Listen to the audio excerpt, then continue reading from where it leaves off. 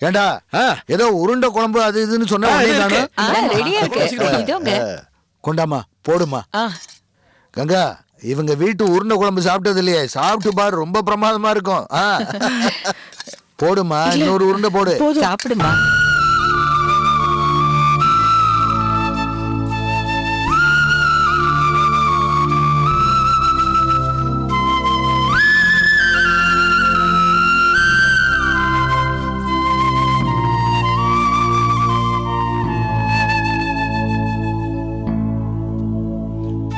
நீ ரொம்ப ஃபீல் பண்ற மாதிரி தெரியுது. சாப்பிடும்போது உன்னை கவனிச்சப்பா. நடந்த சம்பவங்களை எல்லாம் நினைச்சு பார்த்தா எனக்கே ரொம்ப கஷ்டமா இருக்கு. நீதான்ப்பா உன் மனசை திடப்படுத்திக்கணும். ஆண்டி, அப்பா தண்ணி கேக்குறாரு, நான் எடுத்துட்டு போறேம்மா. Ganga, I'm sorry. அபிஷியலா பங்க்சுவாலிட்டி பார்த்தனா சொந்த வாழ்க்கையில செஞ்ச கால தாமதத்தால இழக்கக்கூடாத ஒன்னை இழந்துட்டேன். I'm sorry. உன் வாழ்க்கை பூரா நான் உன் கூட வருவேன்னு நினைச்சேன். ஆனா ஜஸ்ட் ஒரு ரயில் ஸ்நேகம் மாதிரி ஆயிடுச்சு. I'm unlucky. ரயிலுங்கிறான், ஸ்நேகங்கிறான். இவங்களை கொஞ்சம் கவனிக்க வேண்டியதுதான்.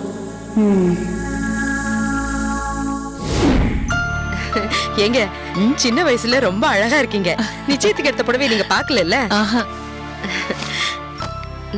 நல்லா இருக்கா பாருங்க. கங்காவுக்கு எந்த புடவை கட்டினாலும் பொருத்தமா தான் இருக்கும். அப்படி ஒரு அழகு. அம்மா, கங்கா மட்டும் இல்ல, யாரு கட்டினாலும் புடவை பொருத்தமா தான் இருக்கும். ஏன்னா புடவைய நான் தான் பார்த்து பார்த்து எடுத்தேனே. என்னடி புடவைய பார்த்து எடுத்த? நான் 50,000 ரூபாய்க்கு புடவை எடுத்தேங்க. இவதான் நாத்தனார் புடவைய தான் கட்டணும்னு விலையை குறைச்சி எடுத்துட்டா.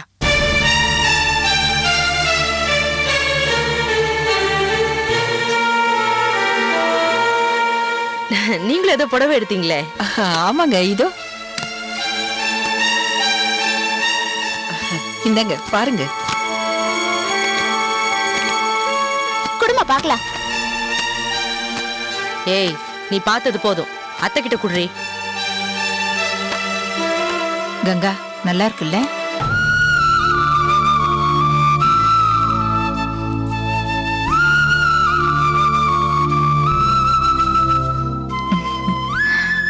இங்க கொடுங்க. இவங்க கூட தான் கம்மி விலையில புடவை எடுத்திருக்காங்க. நாங்க பாத்திருக்கிற பொண்ணு ரொம்ப எளிமையாவும் அழகாவும் இருப்பா. அதனால சிம்பிளா எடுத்த போதுன்னு இதையே எடுத்துட்டோம். ஆமா, உங்க பையனுக்கு ஏதோ பொண்ணு பார்த்ததா சொன்னீங்களே, ஏன் நின்னு போச்சு?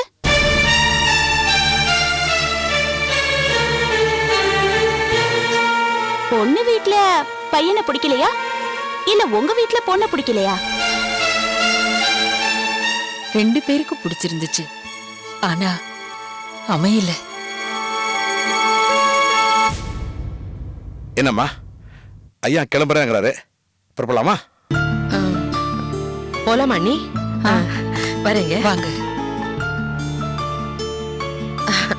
புடவை மறந்துட்டேன். தம்பி, ஐயா, நீங்க இந்த மாவட்டத்துக்கு கலெக்டரா வந்ததுக்கு அப்புறம் பொது வேலையெல்லாம் ரொம்ப வேகமா நடக்குதுன்னு எல்லாரும் பேசிக்கிறாங்க. கேக்குறதுக்கு ரொம்ப சந்தோஷமா இருக்கு தம்பி. அப்புறம் என்னடா, நாங்க கிளம்புறோம். சரி, என்னம்மா எல்லாம் பேசி முடிச்சிட்டீங்களா? இன்னும் ஏதாவது பேச வேண்டியிருக்கா? வீட்டுக்கு போலாம்ல?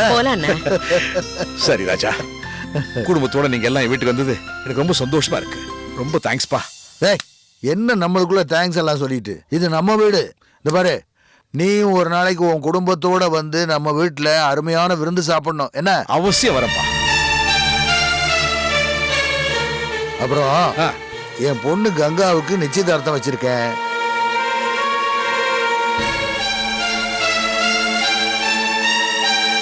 நீ முன்னாடியே வந்து என் கூட மாட இருந்து எல்லா வேலையும் நீ தான் செய்யணும், சரியா?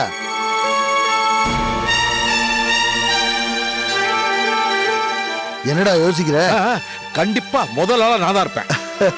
வரேன்டா. சரிப்பா. வரேன் தம்பி. வாங்க. வரேம்மா. வாங்க ஐயா, வாங்க, வரேங்க. போலாம். வாங்க. வரேன் ஆண்டி.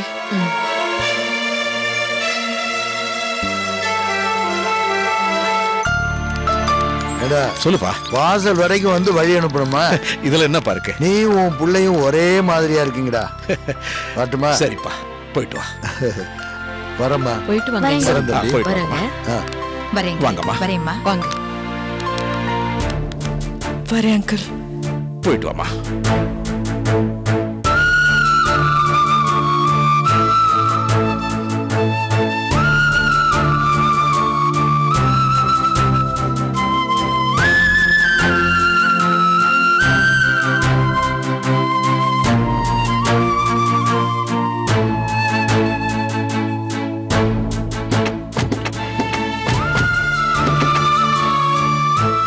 வரேன்டா. சரிப்பா. வரேம்மா. சரிங்க ஐயா. போயிட்டு வரேன் தம்பி. வாங்க.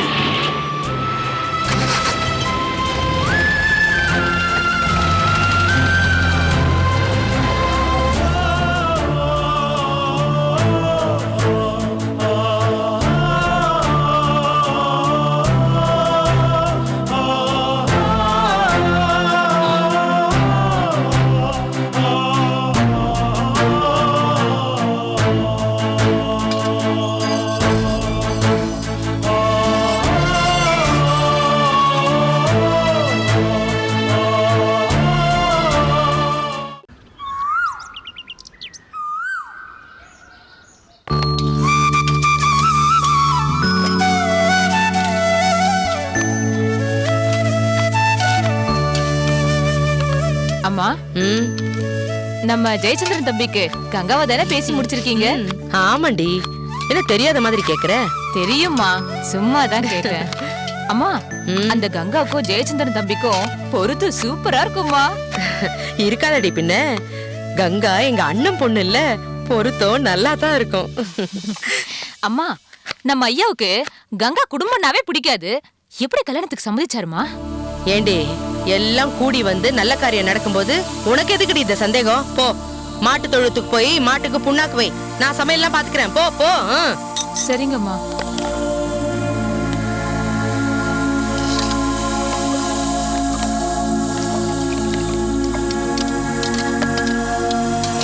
அம்மா, ம், அம்மா, என்னம்மா சமையல்லாம் முடிஞ்சிருச்சா? ம், ஏதோ முடிஞ்சிட்டே இருக்குடா. நீ என்ன இன்னைக்கு மண்டிக்கு போல? ஆ, போணுமா? அம்மா, நிச்சய புடவை எடுக்க போறேன்னு சொன்னீங்களே, எடுத்தாச்சா? ம், எடுத்தாச்சுடா. ஓ, அப்படியா? ஆ, அம்மா, புடவை எடுக்க முதல்ல இளவஞ்சி வரமாட்டேன்னு சொன்னாலே, அப்புறம் கடைசியில வந்துட்ட போல இருக்கு. ம், ம், உன் தங்கச்சிக்கு வேற என்ன வேலை? முதல்ல நான் வரமாட்டேன்னு சொல்லுவா, அதுக்கப்புறம் நான் தான் வருவேன்னு சொல்லிட்டு முதல்ல வந்து நிப்பா. இப்ப கூட அப்படித்தாண்டா வந்தா. நான் எடுத்து கொடுக்குற புடவைய தான் கங்கா கட்டணும்னு அவ தான் புடவையே எடுத்து கொடுத்தா. அப்படியா? அம்மா, ம், எந்த மாதிரி புடவை எடுத்தீங்க? ம், இப்போ உனக்கு என்னடா தெரியணும்? அந்த புடவையை நீ பார்க்கணுமா? ஆ, போ, பீரோல வச்சிருக்கேன், போய் பார்த்துட்டு வா. ஆ, ஆ, எந்த பீரோல? ம், அப்பா பீரோல தான் வச்சிருக்கேன், போய் பாடு. ஆ, சரி சரி. சும்மா புடவையை பார்க்கணும்னு ஆசையா இருந்தா கேட்க வேண்டியது தானே. அதுக்கு இளவஞ்சி வந்தாளா, புடவை எடுத்தீங்களா? ம், ம், சரியான புள்ளடாப்பா.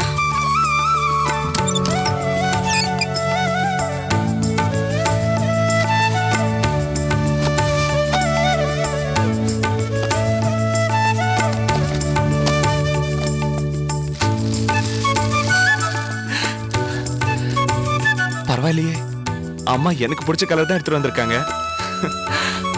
அம்மா, ம்? என்னடா? இங்க வாமா.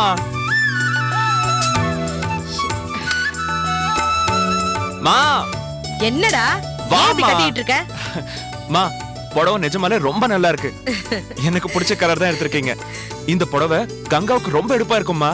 பின்ன என்னடா, எங்க அண்ணன் தம் பொண்ண பார்த்து பார்த்து தங்க சிலை மாதிரி வளர்த்திருக்காரு. அவளுக்கு சாதாரண புடவை எடுக்க முடியுமா? பார்த்து பார்த்து தாண்டா எடுத்தோம். அது மட்டும் இல்லடா, இதை விட விலை அதிகமா பூ போட்ட புடவையா எடுத்தோம். ஆனா உன் கூட பிறந்தவ இருக்காளே, அவதான் நான் எடுத்து கொடுக்குற புடவையத்தான் கங்கா கட்டணும்னு இதை எடுத்து கொடுத்தா. பரவாயில்லடா, அவ எடுத்த புடவையே நீ நல்லா இருக்குன்னு சொல்லிட்ட.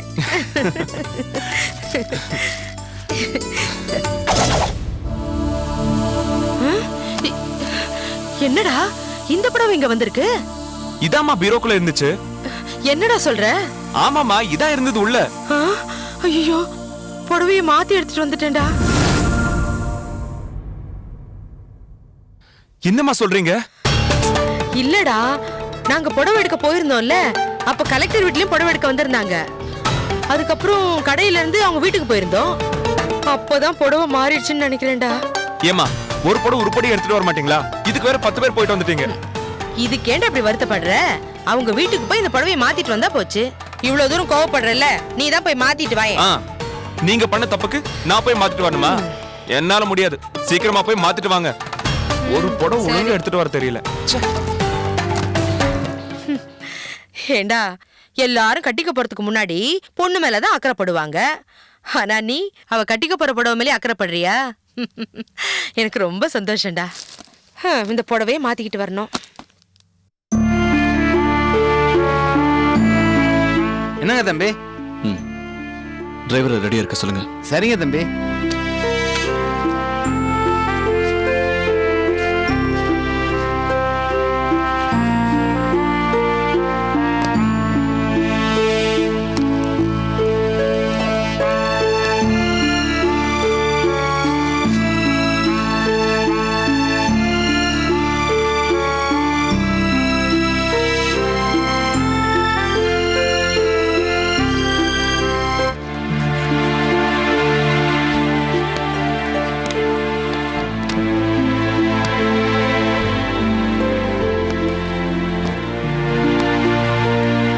என்னப்பா அப்படி பாக்குறீங்க?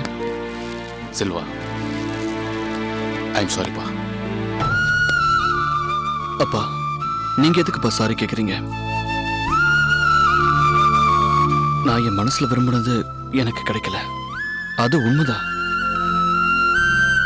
மனசுல கொஞ்சம் வலியும் இருக்கு, நான் இல்லைன்னு சொல்லல. அதுக்காக என் மேல நீங்க பரிதாபமோ இல்ல அனுதாபமோ பட வேண்டாம். நான் ஒண்ணு சின்ன பையன் இல்லப்பா. I am an IAS officer. இல்ல செல்வா, நீ என்ன சொன்னாலும் என் மனசு ஆறாதுப்பா. நானே உன் வாழ்க்கையை கெடுத்துட்டேன்ப்பா. ஏன்பா இப்படி எல்லாம் பேசுறீங்க? என்ன நடக்கணுமோ அதுதான் நடக்கும். அதுக்காக நீங்க ஏன் வருத்தப்படுறீங்க? ஏங்க, அவனே அதை மறக்கணும்னு முயற்சி செய்யறான். நாம எதுக்குங்க அதை ஞாபகப்படுத்திட்டு இருக்கணும்? இனிமே நடக்க வேண்டியதை பாருங்க. இனிமே நடக்க வேண்டியதை பாருங்க. கங்கா எல்லா விதத்திலையும் நம்ம செல்வாவுக்கு பொருத்தமானவதா. நான் இல்லைன்னு சொல்லல. ஆனா என்ன செய்யறது? அவ நம்ம வீட்டுக்கு வர்றதுக்கு எனக்கு கொடுத்து வைக்கலையே. அவ எனக்கு மருமகளா வராம போனது என் மனசுக்கும் ரொம்ப வருத்தமா தான் இருக்கு. அம்மா, கங்காவை நான் பார்க்காம இருந்திருந்தா நீங்க பாக்குற யாரோ ஒரு பொண்ணை தான் நான் கல்யாணம் பண்ணிட்டு இருந்திருப்பேன்.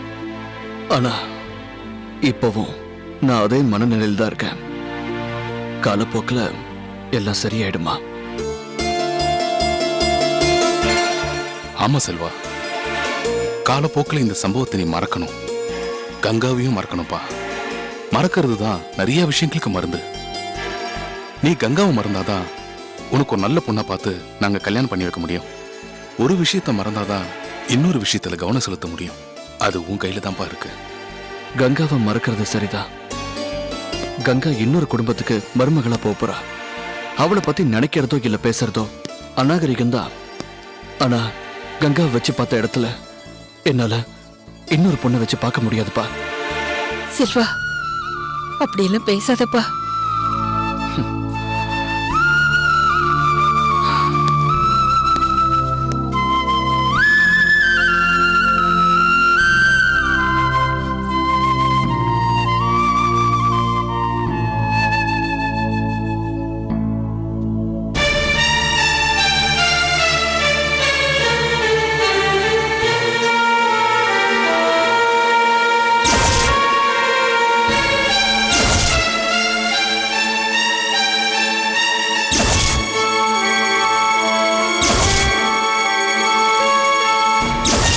ஜஸ்ட் ஒரு ரயில் ஸ்நேகம் மாதிரி ஆயிடுச்சு.